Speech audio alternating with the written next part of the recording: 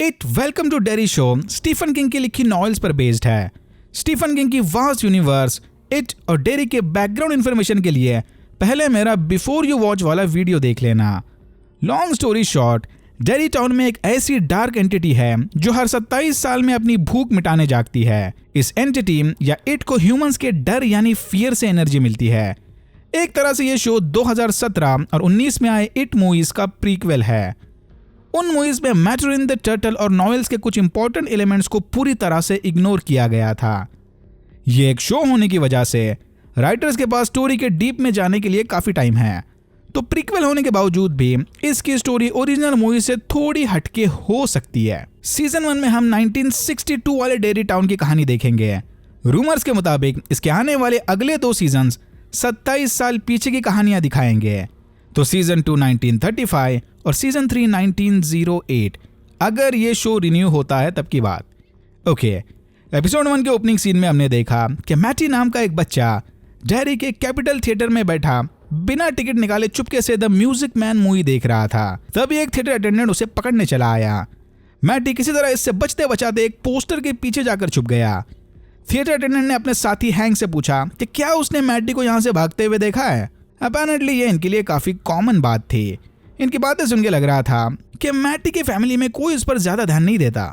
Hang की बेटी रोनी जानती थी कि मैटी पोस्टर के पीछे छुपा है, पर उसने ये इन्फॉर्मेशन सबसे छुपाकर मैटी की वहां से बाहर भागने में मदद की। थिएटर से निकलकर बर्फीली रात में मैटी अकेला रास्ते पर चल रहा था कि तभी एक फैमिली ने उसे लिफ्ट ऑफर की। मैटी ने इन्हें बताया कि वो डेरी छोड़कर कहीं भी जाना पसंद करेगा। लकीली ये फैमिली पोर्टलैंड जा रही थी। सरप्राइजिंगली इस फैमिली को एक रैंडम बच्चे को रैंडम जगह पर छोड़ने में कोई प्रॉब्लम नहीं था। मैटी फैमिली के 2 बच्चों के साथ पीछे की सीट पर बैठ गया। कुछ देर बाद ही इनकी बेटी ने एक प्लास्टिक का डब्बा निकाला जिस पर लीवर लिखा था। फिर ये कच्चे लीवर में हाथ डुबाकर सूंघने लग गई और मैटी से कहा कि ले तू भी ट्राई करके देख ले। मैटी ये देखकर हैरान रह गया। जब ये चला था तब लड़की का छोटा भाई पेरेंट्स के साथ अजीब और ऑफेंसिव वर्ड्स वाला स्पेलिंग भी खेल रहा था। तभी अचानक मैटी का ध्यान गया कि ये लोग गाड़ी घुमाकर वापस डेरी के अंदर जा रहे हैं। मैटी ने फौरन गाड़ी को रोकने के लिए कहा, बट बच्चों का बाप बिल्कुल भी गाड़ी रोकने के मूड में नहीं था।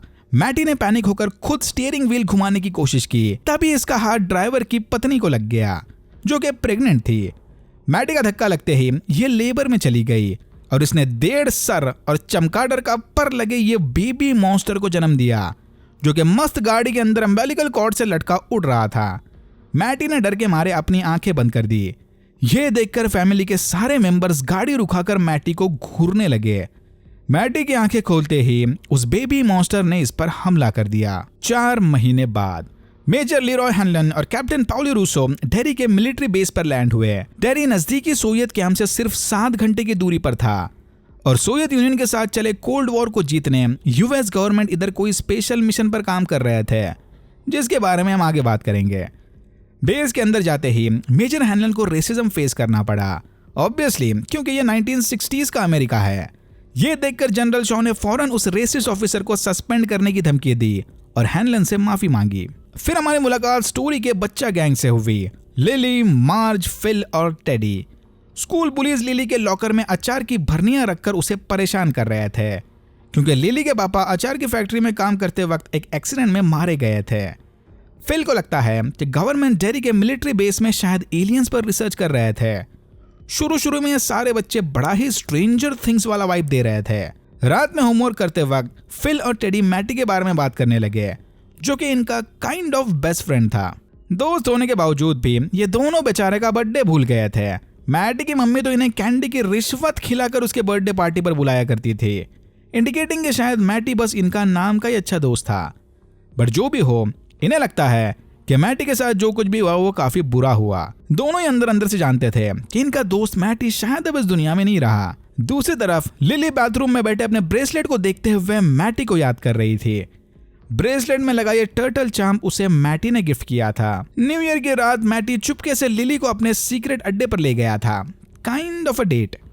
ये अड्डा मैटी, फिल और टेडी का सीक्रेट प्लेस था। तो मैटी ने लिली से कहा कि वो ये बात दोनों से छुपाए रखे कि मैटी उसे इधर लेकर आया था। यहीं लिली ने मैटी को ये टर्टल चार्म गिफ्ट किया। लिली ने मैटी को, मैटी ने लिली को। इस चार्म को याद रखना, ये काफी इंपॉर्टेंट है। लिली को लगा कि शायद मैटी अपने दोस्तों से लिली की फ्रेंडशिप छुपाए रखना चाहता है, क्योंकि सारे बच्चे लिली को पागल कहकर पुकारते थे। यहीं हमें लिली की ट्रेजिक बैक स्टोरी भी पता चली। एक दिन लिली और उसकी मम्मी पापा को पिक करने पिकल फैक्ट्री चले गए। शिफ्ट पूरा करके बाहर आने के बाद लिली ने नोटिस किया कि वो तो अपना चार्म अंदर ही भूल गई है।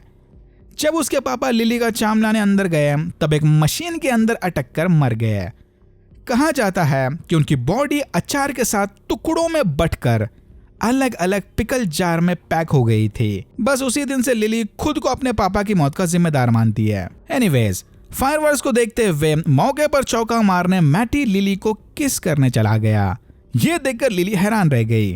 वो बस मैटी को अच्छा दोस्त मानती थी और कुछ नहीं। इस इंसिडेंट से शर्मिंदा होकर बेचारा मैटी लिली से माफी मांगते हुए वहां से चला गया।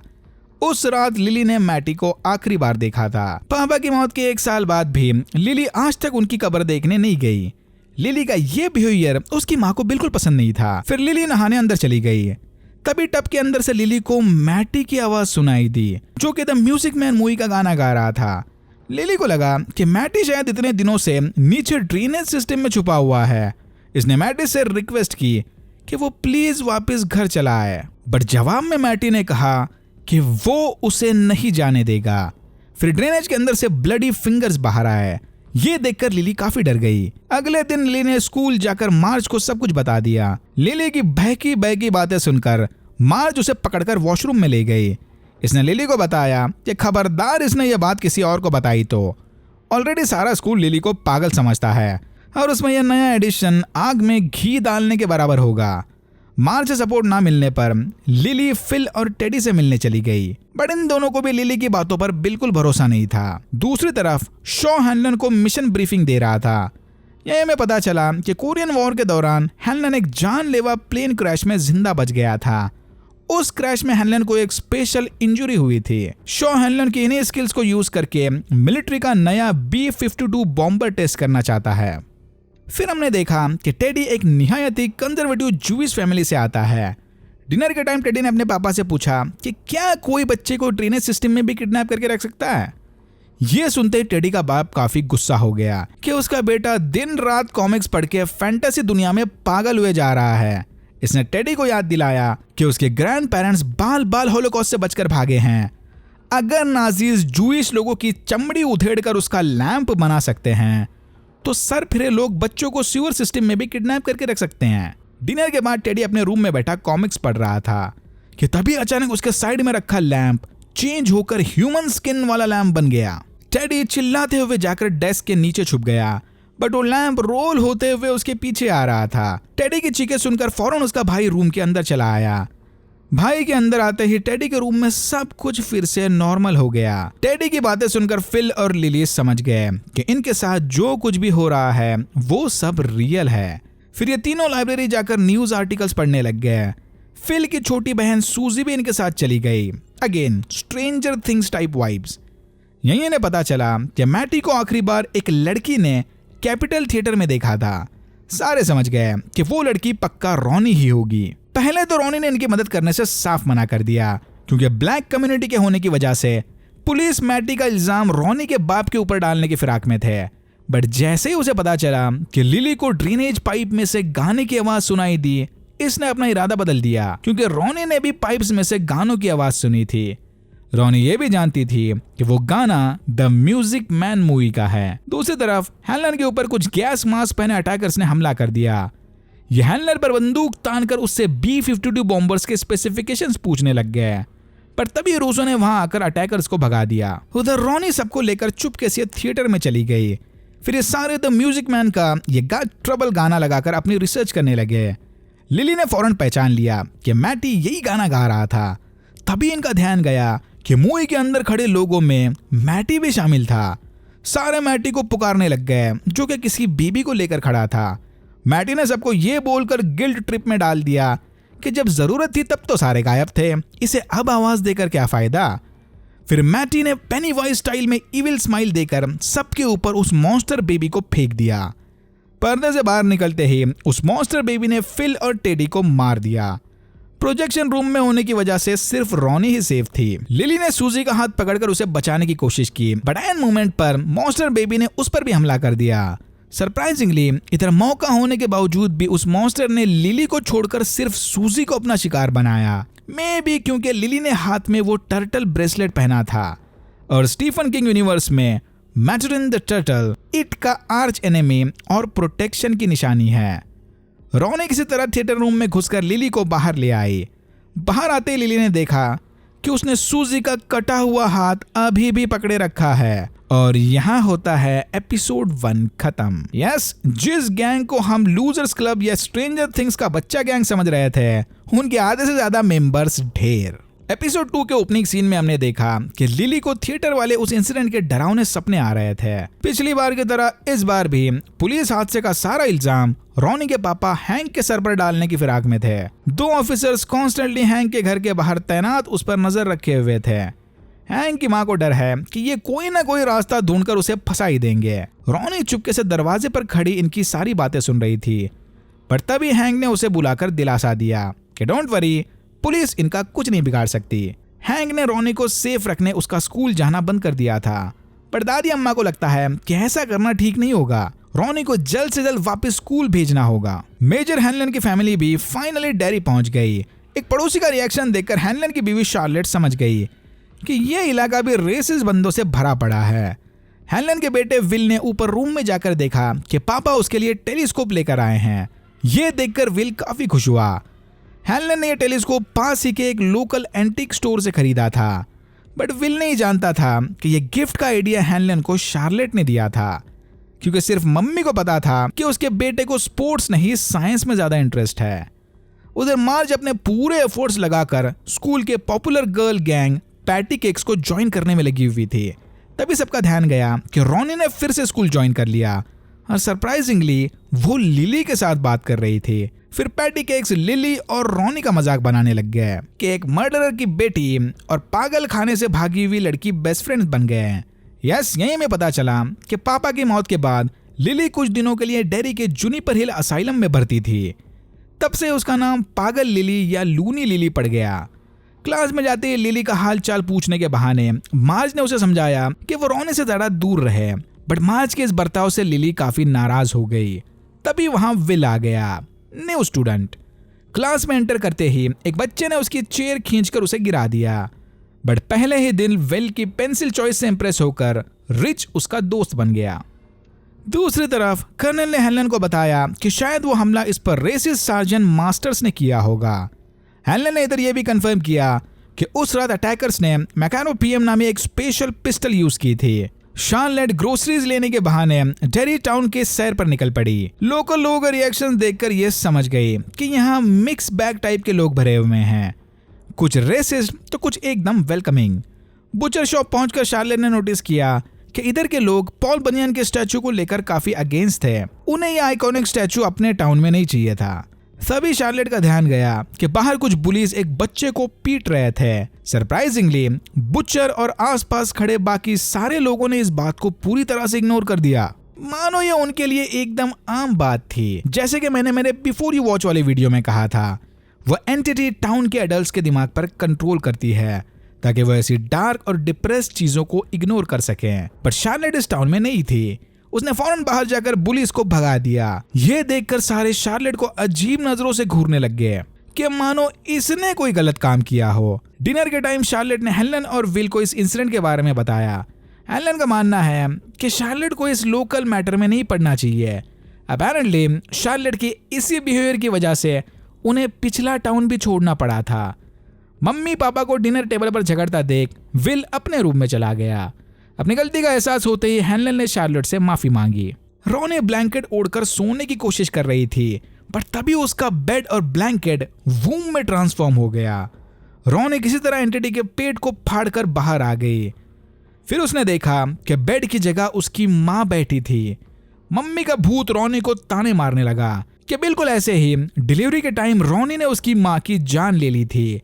रॉनी की ही वजह से मैटी और उसके दोस्त भी मारे गए और जल्द ही वो हैंक को भी मरवा देगी। फिर वो एंटिटी रॉनी को वापस अपने अंदर खींचने लगी। वूम के अंदर पेनीवाइज की डरावनी आंखें नजर आ रही थी। रोनी ने किसी तरह अम्बेलिकल कॉर्ड को दांतों से काटकर खुद को आजाद कर दिया, बट फिर उसकी जायंट मम्मी उठकर रोनी के पास चली आई।